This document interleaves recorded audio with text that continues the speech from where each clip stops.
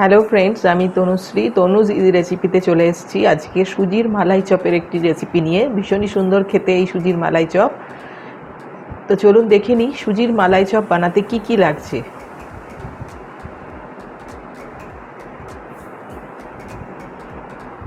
এখানে আমি নিয়েছি হাফ লিটার দুধ, হাফ কাপ চিনি, লাগছে সুজি হাফ কাপ, আর লাগছে এলাচ গুঁড়ো।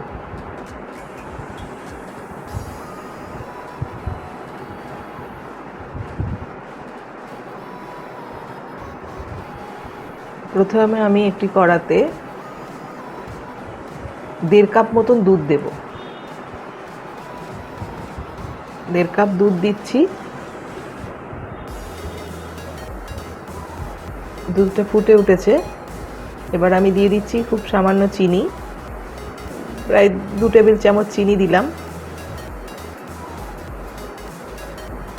দুধটা ফুটে উঠছে। এবার আস্তে আস্তে আমি সুজি দিতে থাকবো। সুজিটা দিতে থাকবো এবং দুধটা নাড়তে থাকবো সমানে।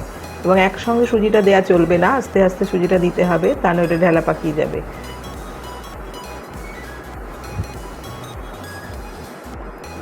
সমানে নেড়ে যেতে হবে। এবার আমি দিয়ে দিচ্ছি হাফ চা চামচেরও কম এলাচ গুঁড়ো।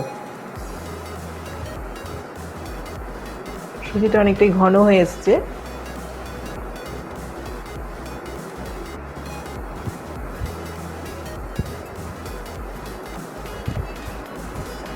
মালাই চপের জন্য, চপ বানানোর জন্য সুজির মন্ডটা তৈরি হয়ে গেছে।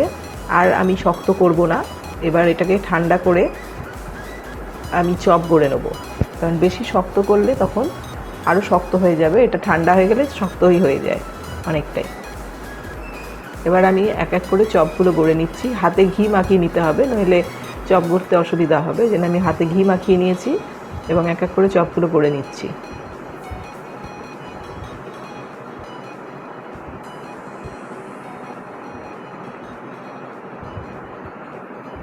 সমস্ত চপ আমার সুজির চপগুলো গড়ে নেওয়া হয়ে গেছে।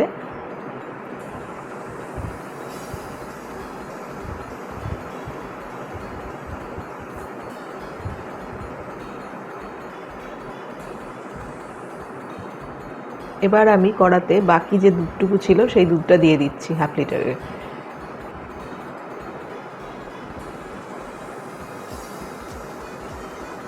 দিয়ে দিচ্ছি আরও হাফ চা চামচ এলাচ গুঁড়ো, আর দিয়ে দিচ্ছি চিনি। চিনিটা আপনারা দেখে নেবেন, কে যেরকম মিষ্টি খান সেই অনুযায়ী মিষ্টিটা দেবেন। দুধটা অনেকটাই ঘন হয়ে এসছে। এবার আমি দিয়ে দিচ্ছি সুজির চপগুলো,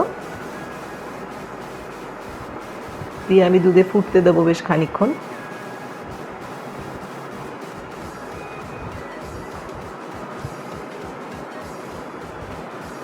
এবং মাঝে মাঝে এটা একটু নেড়ে দিতে হবে, নইলে লেগে যাবে। দেখুন সুজির চপগুলো অনেকটা বড় বড় হয়ে গেছে, যেরকম সাইজের দিয়েছিলাম তার থেকে একটু বড় হয়েছে, একটু ফুলে গেছে, ভিতরে দুধ ঢুকেছে এবং একটু ফুলে গেছে। তৈরি হয়ে গেছে সুজির মালাই চপ। ভীষণই সুন্দর খেতে হয়, বানিয়ে ফেলুন তাড়াতাড়ি আপনারা। আবার আপনাদের সঙ্গে দেখা হবে নেক্সট মঙ্গলবার এবং শুক্রবার। নমস্কার।